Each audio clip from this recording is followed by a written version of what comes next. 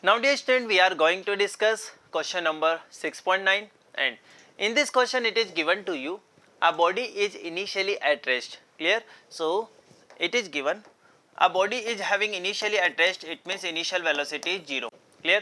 It undergoes one dimensional motion with constant acceleration. Clear? So whenever we have constant acceleration, we can apply equation of motion. Clear?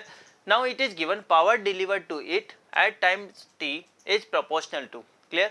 So now we know actually there is a relation between power and the force. We can see power is given by force into dot product of force and velocity. Clear?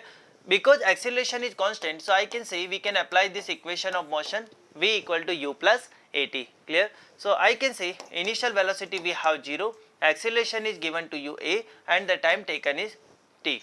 Clear? So from here we can say v, this is equal to at.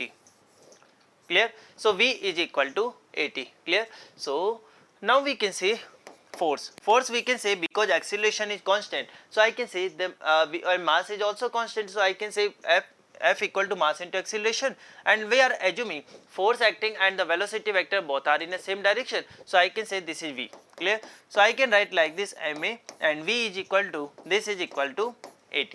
Clear? So from here we can say power, this is given by we can say power is given by ma square t. Clear? So directly we can say whenever we have constant acceleration, power is directly proportional to t. Clear? So from here which option is correct? We can say option number 2. Clear? So this is all about this question.